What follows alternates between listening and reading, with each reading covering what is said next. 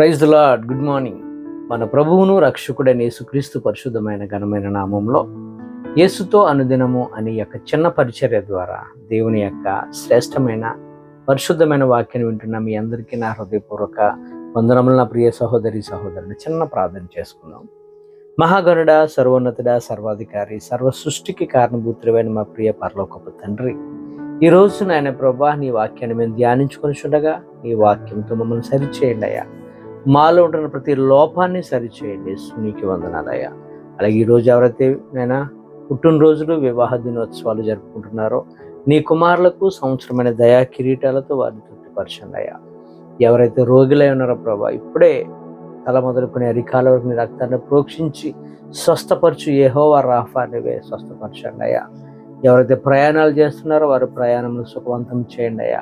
యేసు నీకే వందనాలు. ఎవరైతే ఉద్యోగ ప్రయత్నాల కొరకు చూస్తున్నారో ప్రభా, నీవే కృప చూపండి అయ్యా. ఎవరైతే వివాహ ప్రయత్నాలు చేస్తున్నారో వారితో మీరే ఉండి వారికి కావాల్సిన సహాయం మీరు అనుగ్రహించమని ఈ వాక్యాన్ని మేము ధ్యానించుండగా నీ వాక్యంతో మమ్మల్ని అందరినీ పోషించమని యేసు నామములో ప్రార్థించి వేడుకొంచున్నా నా యెహోవా తండ్రి, ఆమేన్.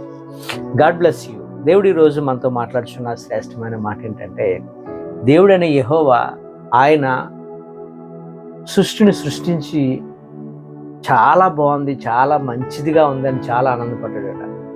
ఆయన దృష్టిలో ప్రతిదీ కూడా మంచిని చూశాడు.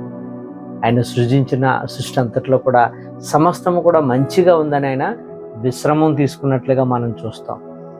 మొన్న మా ఇంటికి ఒక వ్యక్తి వచ్చాడు, ఒక అబ్బాయి వచ్చాడు. మేము మొన్ననే హౌస్ షిఫ్ట్ అయ్యాం. ఆ షిఫ్ట్ అయ్యే విధానంలో ఇల్లు క్లీన్ చేయడానికి అబ్బాయి వచ్చాడు. అయితే మాకు ఇంట్లో మాకు వీలుగా కొన్ని వస్తువులు మేము పెట్టుకున్నాం. ఆ అబ్బాయి వచ్చి అంటాడు కదా, ఏంటి సార్ ఇక్కడ ఈ మంచం ఇక్కడ ఉండకూడదు, ఈ బీరువా ఇక్కడ ఉండకూడదు, ఈ యొక్క ఫ్రీజర్ ఇక్కడ ఉండకూడదు, వెంటనే మార్చిన ఎలా ఉంటే మంచిది కాదు అంటున్నాడు. మాకైతే చాలా కంఫర్ట్గా ఉంది అక్కడ. అవి ఉండటం వల్ల, ఆ ప్లేస్లో పెట్టుకోవటం వల్ల కొంచెం వీలుగా ఉంది. ఆ వీలుని మేము చూసుకున్నాం తప్ప మాకు వాస్తు అనే కానీ ఏమీ మాకు ఆ పేరు తెలియదు, దాని యొక్క గుణగణాలు తెలియదు. అసలు దానికోసం అసలు మేము పట్టించుకోము. మా మిస్సెస్ వెంటనే ఉంది, అటువంటి మాటలు మాట్లాడొద్దు, ప్రతిదీ కూడా మంచి, ఎక్కడ పడితే అక్కడ మాకు వీలుగా ఉంది పెట్టుకున్నాం, మనకి దేవుడు సృజించిన ప్రతిదీ కూడా మంచే అని ఆ అబ్బాయికి చెప్పడం జరిగింది. ఈరోజు చాలామంది క్రైస్తవులే అండి ఎలా ఉంటున్నారంటే వాస్తు పిచ్చితో ఉంటున్నారు. చాలామంది వాస్తు మళ్ళీ వాళ్ళు ప్రార్థనలు చేస్తారు, ఉపవాస ప్రార్థనలు చేస్తారు, గంటలు ప్రార్థన చేస్తారు. అది ఇక్కడ ఉండకూడదు, ఇది ఇక్కడ ఉండాలి, అది ఎక్కడ పెట్టకూడదు, ఇది ఇక్కడ పెట్టాలి.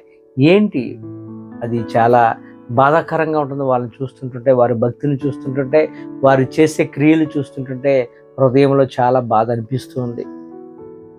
అపోస్తలుడైన పేతురుని మనం చూసినట్లయితే ఆయనకి కూడా ఇటువంటి విధానమే ఉంది. ఆయనకి వాస్తు పిచ్చి లేదు కానీ కుల పిచ్చి ఉంది. అలాగే ఆయనకి ఇవే తినాలి, ఈ పదార్థాలు తినాలి అనే కాస్త అది ఉంది.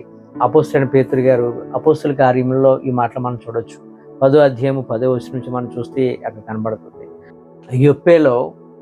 యొప్పేలో ఒక చర్మకారుని ఇంట ఉన్నప్పుడు ఆయనకి ఆకలేసి మిద్దె ఎక్కి పడుకుంటున్నాడు. పడుకునే సమయంలో ఆయన ఒక దర్శనాన్ని చూశాడు.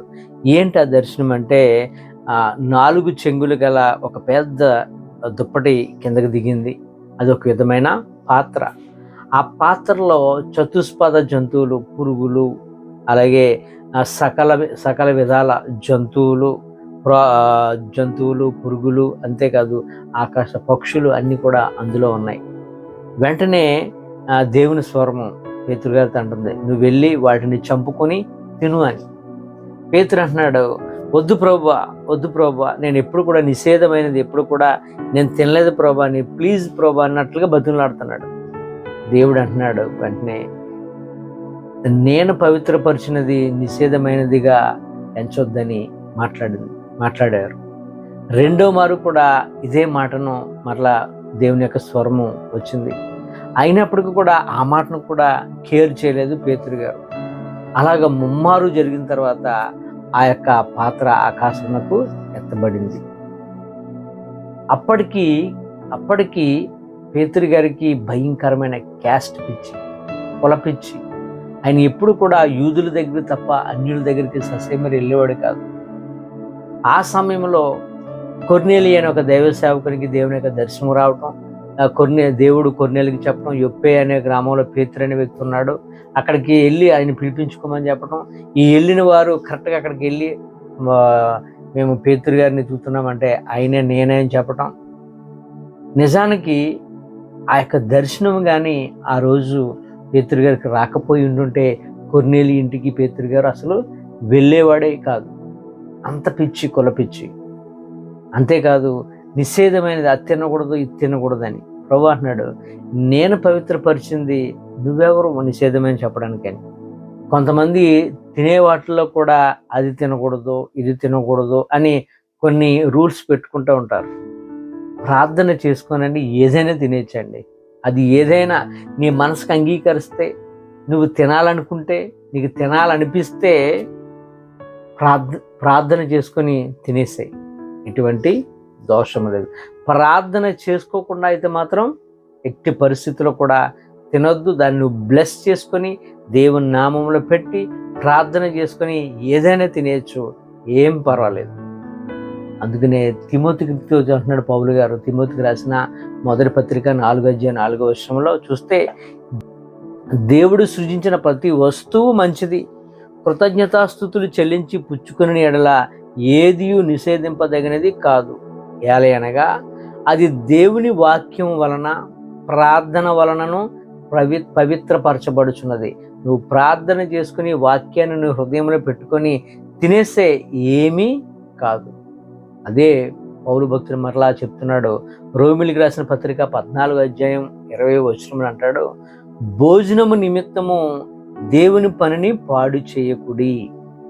సమస్త పదార్థములు పవిత్రములే గాని అనుమానంతో తినువానికి అది దోషము. అన్నీ తినేచ్చు, అది ఇదని ఏమీ లేదు. ప్రార్థన చేసుకొని తిను. ఒకవేళ అనుమానంగా ఇది తింటే నాకు ఏదైనా అవుతుందేమో, ఇది తింటే నాకు ఏదైనా జరుగుతుందేమో అని నువ్వు అనుమానంగా తింటే నీకు దోషం అవుతుంది. ఒకవేళ నువ్వు తినే పదార్థం అది మాంసం కావచ్చు, మరొకటి కావచ్చు, ద్రాక్షారసం కావచ్చు, ఏదైనా కావచ్చు, నీ సహోదరునికి నువ్వు తినేదాన్ని బట్టి అభ్యంతరంగా ఉంటే అతని కోసం మానే, తప్పులేదు. అంతే తప్ప ఏదైనా తినేయచ్చు, ప్రార్థన చేసుకొని అన్నీ కూడా తీసుకోవచ్చు, అన్నీ తినొచ్చు, అన్నీ చేయొచ్చు, అన్నీ కూడా మనకు నచ్చిన ప్లేస్లో పెట్టుకోవచ్చు. వాస్తు లేదు, ఏమీ లేదు. ఏది చేసినా యేసయ్యను మనం ప్రార్థన ద్వారా ఆయన అంగీకరించి ఆయన ఆ ప్లేస్కి మనం ఆహ్వానించుకొని ప్రార్థన చేసుకొని ఏం చేసినప్పటికీ కూడా ఏమీ కాదు నా ప్రియ సహోదరి సహోదరుడా. మరికొంతమంది ఉంటారండి, ఇది చాలా కామెడీగా ఉంటుంది, సిల్లీగా ఉంటుంది. పిల్లి ఎదురొస్తే వెళ్తున్న ప్రయాణానికి వెనక్కి వచ్చేస్తారు. నేను అన్యుల కోసం ఎవరి కోసం మాట్లాడట్లేదు, ఓన్లీ క్రైస్తవ సహోదరుల కొరకు మాట్లాడుతున్నాను. పెళ్లి కార్డులు పెడతారు, పెళ్లి కార్డులకి 4 మూలల పసుపు పోస్తారు, ఏంటో అర్థం కాదు. అంతేకాదు బల్లి పడితే స్నానం చేస్తారు, అది లేదంటే ఏదైనా గుడికి వెళ్ళి వచ్చిన వాళ్ళని టచ్ చేస్తే ఆ దోషం పోతుందని అదొక రకమైన భక్తి వాళ్ళకి.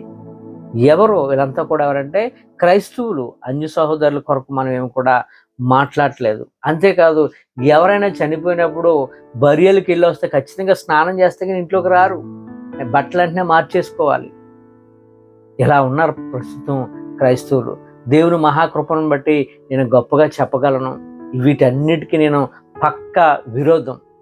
నేను ఇవన్నిటిని ఎప్పుడు కూడా కన్సిడర్లో తీసుకోను. నిజానికి చనిపోయిన వ్యక్తి దగ్గరికి వెళ్ళి సరాసరి వచ్చి నేను ఇంట్లో కూర్చుంటాను, మంచం మీద పడుకుంటాం, ఏమీ కాదు. మనం అలా హృదయంలో మనం పూర్వీకులు పెట్టేసరి ఇవన్నీ కూడా వాటన్నిటిని కూడా పాటిస్తున్నాం. కాబట్టి వాటన్నిటిని కూడా ఎప్పుడు పాటించొద్దు నా ప్రియ సహోదరి సహోదరుడా. మరికొంతమంది ఉంటారు కులపిచ్చి. ఎలాంటి కులపిచ్చి అంటే, పాస్టర్ గారు మా అబ్బాయి ఉన్నాడండి, మా అమ్మాయి ఉందండి, పెళ్ళిడికి వచ్చి ఉన్నారండి, కానండి అని చిన్న పులి స్టాప్ పెడతారు. ఏంటమ్మా చెప్పు, కానండి అంటే ఆ కులం కావాలండి అంటే, ఆ కులం అయితే అటువంటి సౌకర్యాలు మా దగ్గర ఉండవమ్మా. మా సంఘంలో, మా చర్చిలో ఎవరు ఏ కులమో ఎవరికి కూడా తెలియదు, అటువంటి సౌకర్యాలు అయితే మా దగ్గర చెప్పొద్దు, అటువంటి రిక్వెస్ట్లు కూడా మా దగ్గర తేవద్దని చెప్తాం. కనుక మనకు కులపిచ్చి అన్నీ కూడా మనం పెట్టుకున్నది. ఇవన్నీ వాస్తు అని కూడా మనం పూర్వీకులు పెట్టింది కనుక మనం వీటన్నిటిని కూడా బ్రేక్ చేయాలి ఈరోజు. అటువంటి ఆచారాలు, అటువంటి విధమైన క్రియలన్నిటిని కూడా మనం ఈరోజు బ్రేక్ చేయాలి. క్రీస్తు నామంలో వాటన్నిటిని బ్రేక్ చేసి మనకు నచ్చినట్టు, మనకి హృదయానికి ఏదైతే తినాలనిపిస్తుందో దాన్ని హృదయపూర్వకంగా ప్రార్థన చేసుకుని తినేటట్టు ఉండాలి. మనం ముందు మారాలి. కానీ వీళ్ళు భక్తి ఏమైపోతుంది, అటువంటి వాటి చేస్తూ క్రీస్తును, పరిశుద్ధాత్మ దేవుని దుఃఖపరిచేవారుగా ఉన్నారు. నా ప్రియ సహోదరి సహోదరుడా, మనం మారాలి. సొసైటీని మనం మార్చాలి. మనం ఇటువంటి వాటన్నిటిని కూడా బ్రేక్ చేయాలి. ఈ కొద్ది మాటలు దేవుడు మనందరి జీవితంలో నెరవేర్చి ప్రతి దాన్ని క్రీస్తు నామములో మనం జయించేవారుగా పరిశుద్ధాత్మ దేవుడు మన అందరితో ఉండును గాక. ఆమేన్. God bless you.